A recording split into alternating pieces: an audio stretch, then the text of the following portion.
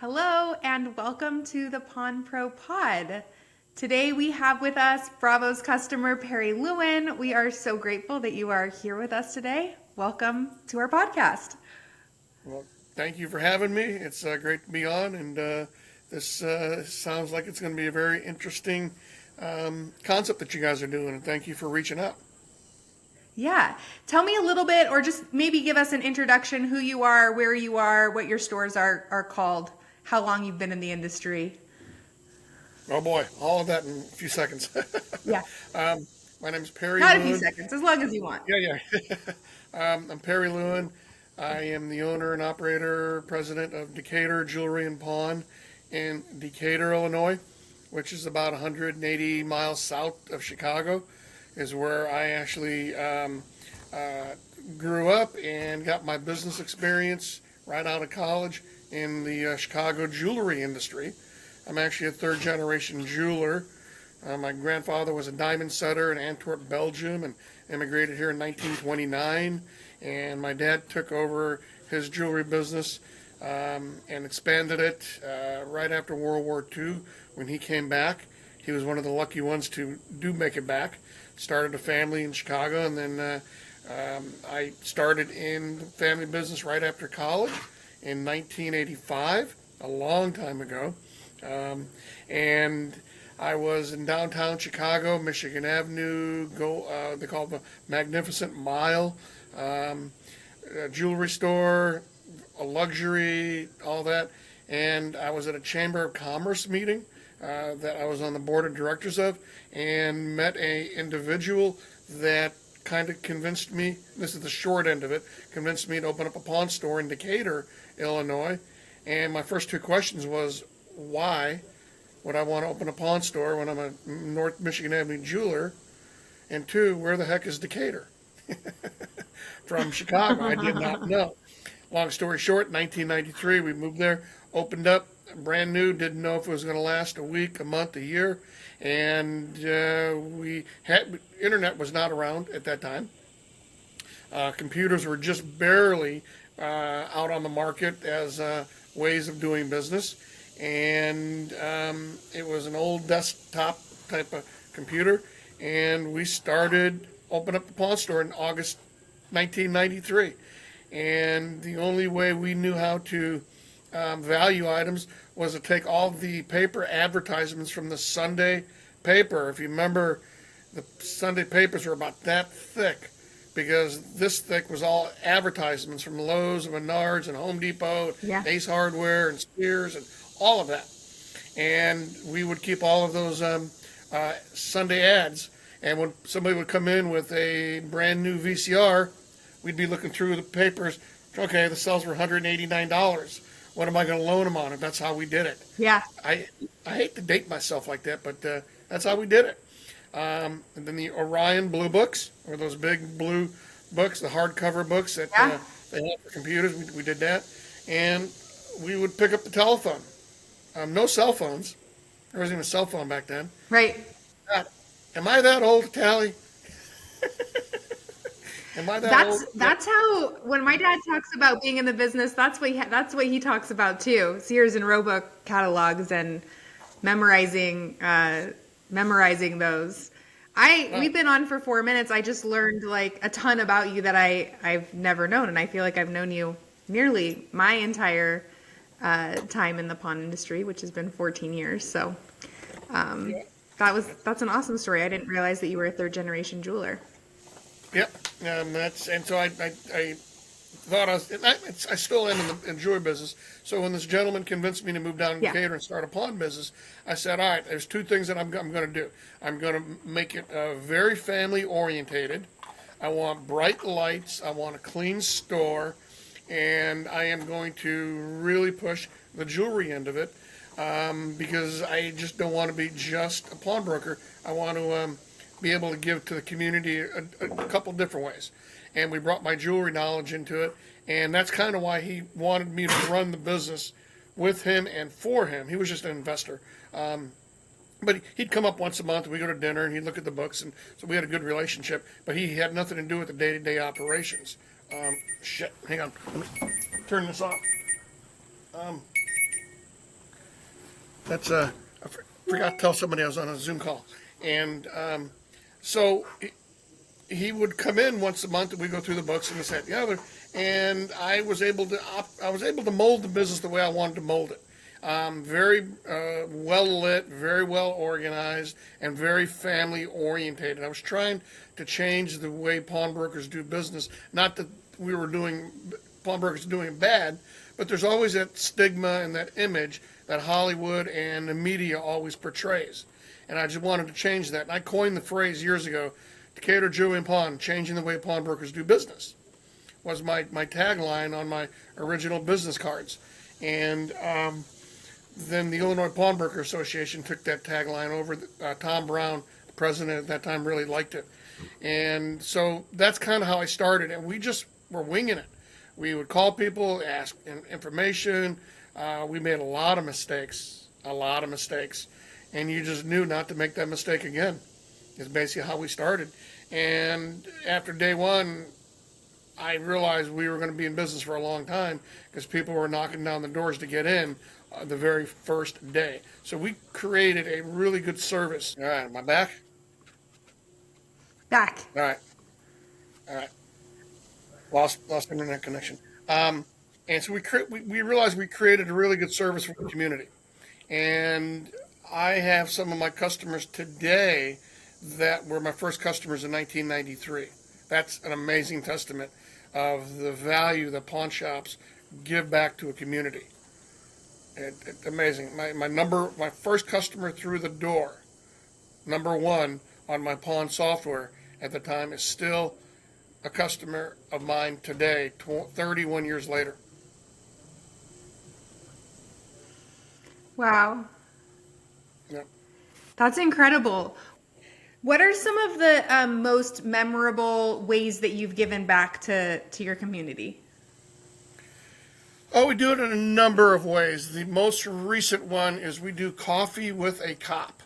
And we have our local sheriff's department and our local police department come out, and they bring their deputies and their officers, and we have coffee and danishes, and we invite a lot of our customers through Facebook and social media to come in and interact and engage with the police officers. It helps them reach out to the community, and the community people that do come in realize that the police officers are not bad people, that they're actually residents of the community, and they are out there for our public safety. So we do coffee with a cop. That's very successful with us. Number one, another item we're doing coming up because of the elections and everything going on is we're having a voter registration drive with one of our local Illinois representatives in the House of Representatives.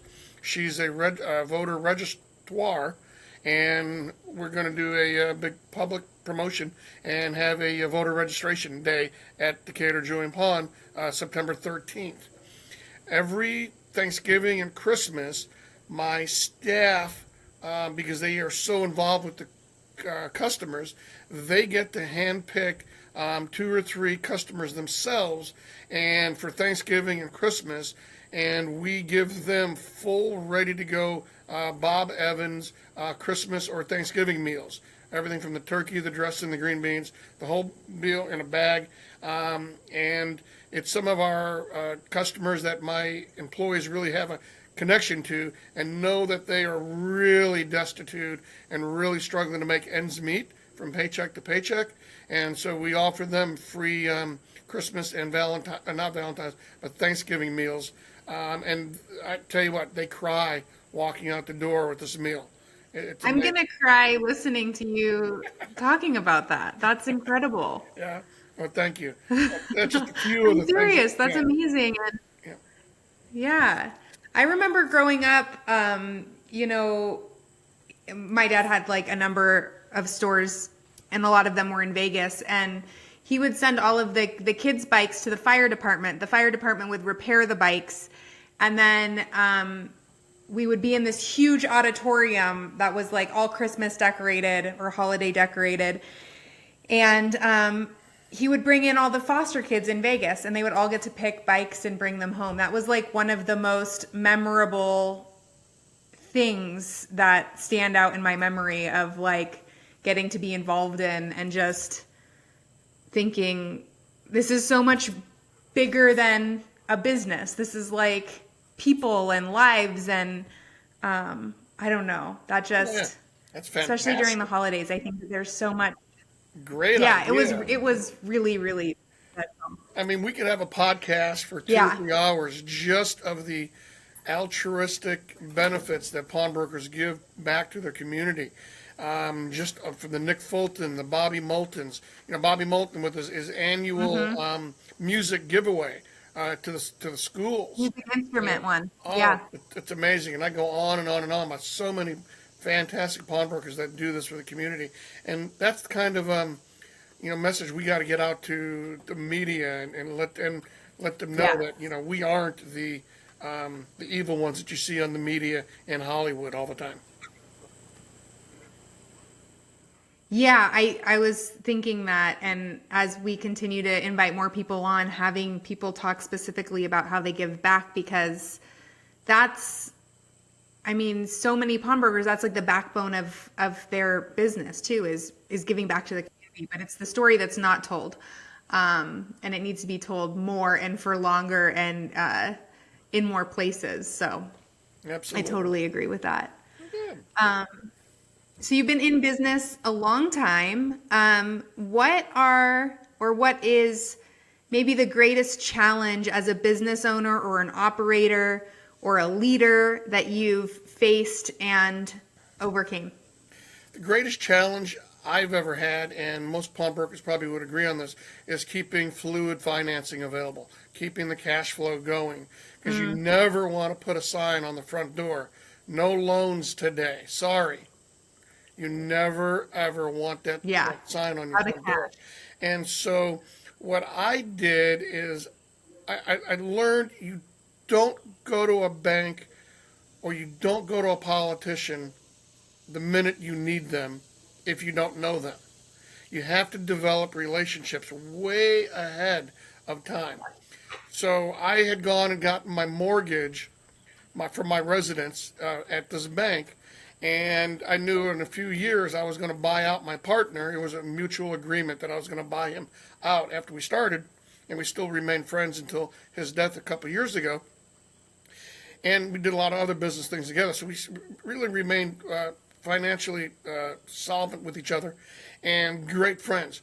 So, but once I took the business over, I knew that I wasn't able to rely on partnership financing.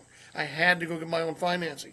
So what I did is I went to my local bank that gave me my resident mortgage, and I brought them my balance sheet and my profit loss statements for the last 2 years. And I said, hey, Eric, how you doing? This is Perry, blah, blah, blah. He knew me anyways. We played racquetball together. I said, I'm just going to give you all my financials. And I would like for you to look them over. I'm not here for an ask. I don't need anything, but I would like for you to at least know what my business is like. So maybe in a couple of years, if I do need something, you'll understand. If you have any questions, call me. I did that once a year for 2, 3 years, and we got to really know each other. He was really impressed with our financials. And boom, I needed a big infusion of cash. And then I started going to him and asking him, and that took a month or two process to do the application, all that. And I was approved. I was approved because of our previous relationship. And that would be the same thing I would say when the next segment, when we get into talking about legislation, is you got to know your politicians before you need them. Absolutely. That was one of my biggest challenges that I overcame, and my fears of not having enough money to keep loaning out, because the community that depends on us needs it. And my business and my employees that work for me and work in the business needed assurance that we're going to keep the doors open every day. Yeah. I think you just touched on two of probably the biggest fears or challenges that pawnbrokers in general face, and that is financing and legislation or regulations. Those are, I think, the two biggest risks to being in the industry and staying in the industry. Let's talk about the legislative piece of this. You're in Illinois, which has been a state that's been really aggressive on the legislation around 36% rate caps. This is now happening in my state, which is Nevada, and I anticipate that it will continue happening state by state. What is your advice for pawnbrokers to prepare in addition to getting to know the politicians? What's your advice on how to prepare? Because probably should start now. Absolutely. Know them way before you need to know them.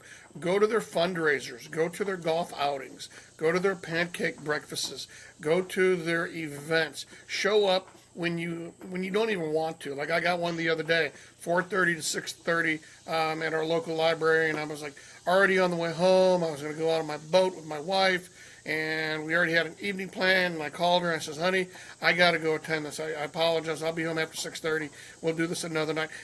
Now she knows the importance of doing that. Where earlier she might have been a little bit more, upset. But so I went. I just made an appearance. Donate whatever you can donate to their causes, because it does take a lot of money for them to run their campaigns.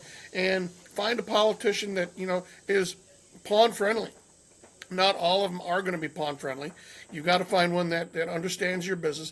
Get them, not only go to their fundraisers and everything that they're putting on, get them into your store. Number one, get your store cleaned, get your employees on board, have a unified message, invite them when they're not in session.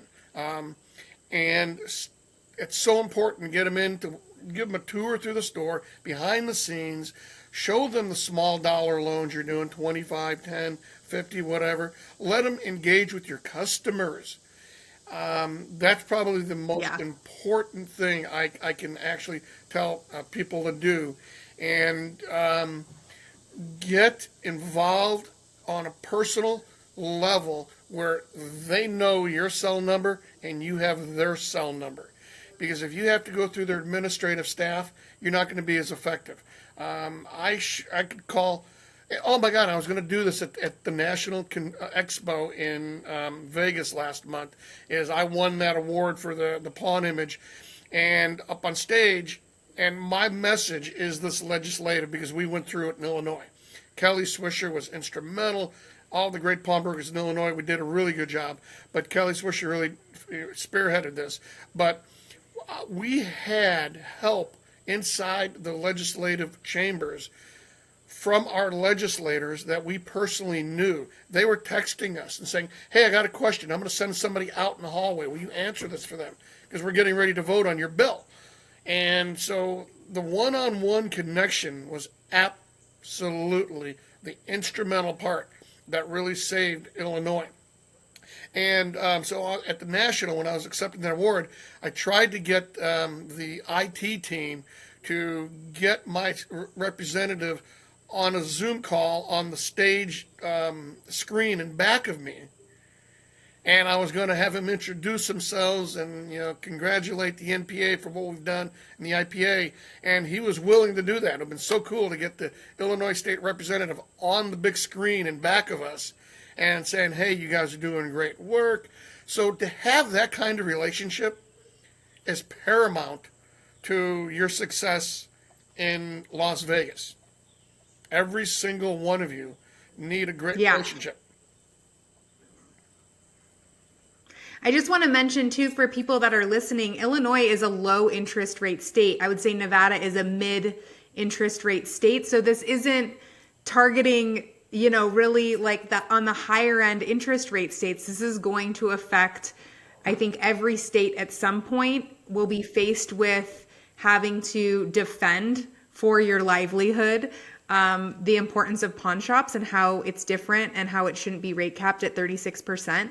One of the things that you mentioned was a unified message within your store and just within probably the state as a whole.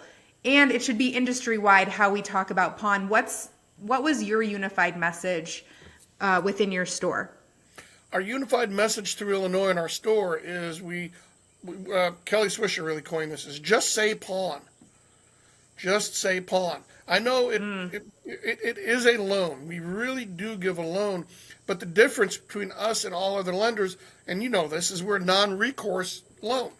You don't have to go after their credit, the bankruptcy, all the information and put them into credit problems. It's non-recourse, and so really, if there's no guarantee that you have to pay the item back, it's really not a loan. I mean, it really is, but we tried to phrase it that it's Yeah. not, because what is the one definition of a loan? It is an advance of income with the promise of paying it back.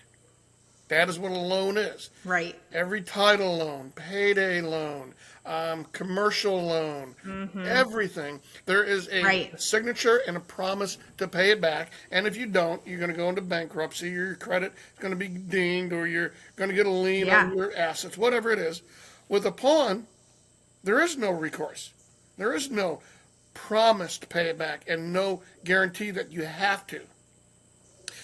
At the end of the day, if they don't pay their pawn back, we basically just they've sold us their collateral. That's all it is. So Kelly was really instrumental in really coming up with the phrase, just say pawn, and call it a pawn. He even renamed his store. It used to be called Arlington Jewelry and Loan. Now it's Arlington Jewelry and Pawn. And so that was our unified message to the legislators and everybody in my store. Yeah, it's like reclaiming the word pawn, right? I think people try to exclude it from their name or maybe the description of what they do because of the stigma around it.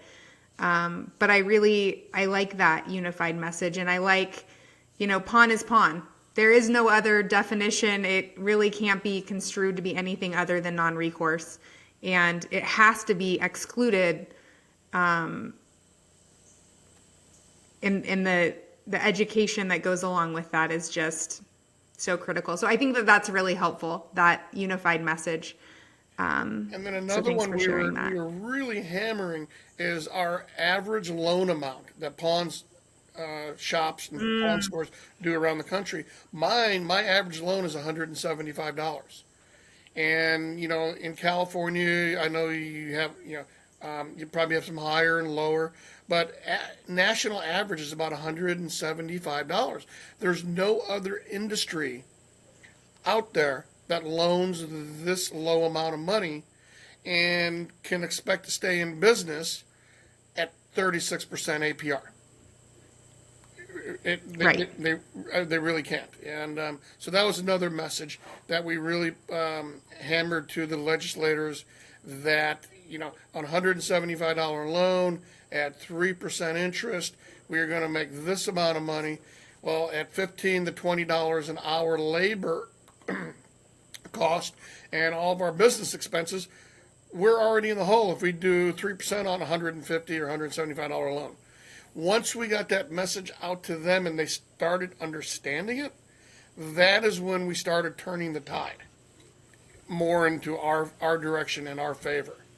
But it was difficult getting that message through some of the non-believers, is what I would call them. That they were really wanting this bill to go through to put us at 36% APR. The other thing that you said that was really interesting in giving advice to other pawnbrokers in states that haven't yet experienced this, it makes sense to get to know your legislators, to bring them into your store, to show them around, to try to overcome maybe preconceived notions about what a pawn shop is and what they look like and what they're about. But the part that you said that I haven't really thought about is having them interact with your customers. Like that relationship, I mean, legislators and politicians, they work for the people. And the people are the people that are coming into your store that need these services that literally can't get them anywhere else. And so that is really smart. And however you can facilitate that, that's incredible. Yeah, there was one key moment at this legislative visit when my representative was coming through my store. It's a Friday afternoon. We're busy as heck. I'm showing them the whole store, the layout, what we do, and walk past the pawn counter. And one of my employees grabbed me and says, "Hey, Perry, this customer here has some Depression-era glass, and she's really needing a $75 loan. So my representative and I stopped, and I'm engaging with my employee, and he's listening. And I recognize the customer, but I says, "Hun, this is something that I know is very valuable to you. I know it's very precious. You got some sentimental connection to it. This is something that is difficult to really put a true value on, and I don't think I can do $75. But you're a great customer. I want to help you out. Do you think you can get by with $25 to $40?" And she looked at me. She goes, "Yeah, I could take 40. That would help me do whatever I got to do." And she hugged me. I told my employee to write the pawn up. My representative and I went back to my office, and he's like, "Wow, I get it. I really, really get it. I never knew people really are that desperate for $40. Wow, you guys provide such a great service." Ooh, yeah. And that was I the got turning chills. moment. Yep, Yeah, that's the moment. yep. So amazing what Thanks we do for every sharing day, all right? that. Amazing, amazing. I always say, like, I'm a fifth generation pawnbroker, and like I identify more as a pawnbroker than I do anything else. I was raised in a pawn shop, crawling around the floors, the dirty floors of my dad's stores, and so I feel so connected to that, and I feel so passionate about the pawn industry in general, more so than I do about anything else. So those stories are like, they move me. Well, thank you. It's Yeah. I'm glad to be able to share them, and I know there's going to be some other great pawnbrokers on there that are going to have better stories than me, and they're all going to be different, and it's just a diverse industry. It really is. Another piece of advice I'd give the younger generation is, heard it with your uncle, Michael and Bobby Moulton and Nick and Sam Shockett at the Legends, is make sure you're bankable. You've got to make sure your balance sheet and your income statements are bankable. I've heard a lot of pawnbrokers say, "Oh, no, I just save up all my gold and that's how I finance everything. I melt it." No, you need to have a good set of books to show a banker, a lender, to offer you financing for the future.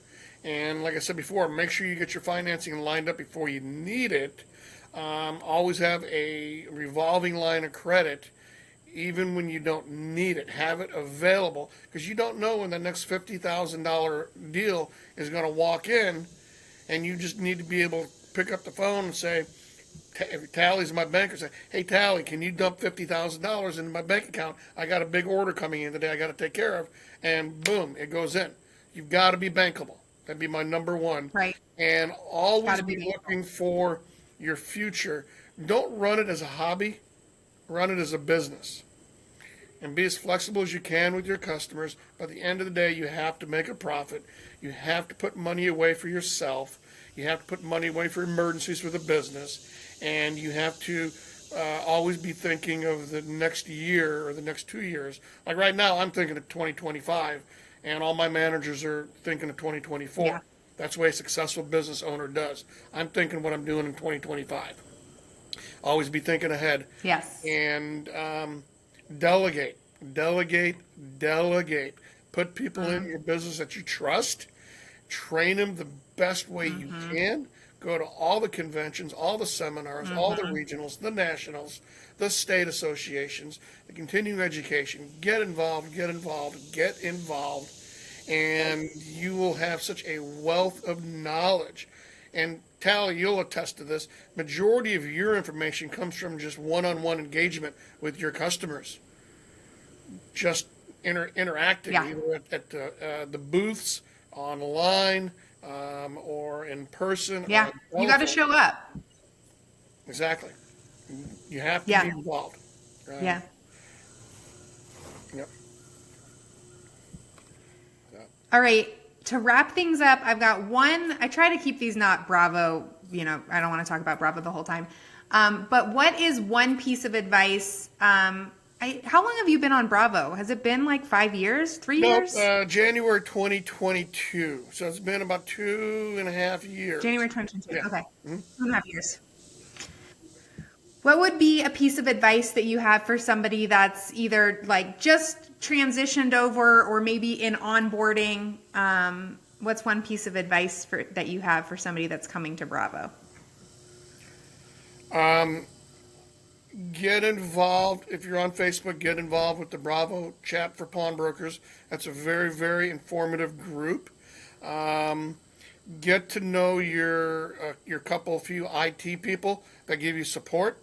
You have a couple fabulous ones that I reach out to quite a bit. Very, very, very helpful. Use the help center for sure, because your team is very good, very responsive in getting back. I really think that's a great feature that Bravo has, is opening up a help center case, support case, whatever you want to call it, and they get back to you on a timely basis. And definitely, it is one of the best platforms out there for the reports. Get to know the ad hoc reporting. I spend hours going through and trying to figure out how I can break Bravo with reports and make my computer smoke and scream, and I really put it to the test, and I come up with some really unique and creative reports that I didn't even know exist. So the report ad hoc part is amazing. And utilize the tools that are there. The price guide is a very, very amazing tool that we use. We use that in conjunction with a few other things to come up with the idea of how much we're going to give a potential customer, and use it to its fullest potential, because it is a fabulous platform. It really is. Thanks, Perry. Thank you so much for coming on. This was really, really incredible. Thanks for your advice and your lessons and your stories. Have a really awesome rest of your day. Well, thank you for putting this together, and I hope this becomes very successful for you. And thank you very much, and you have a great day today, too. Thank you. All right.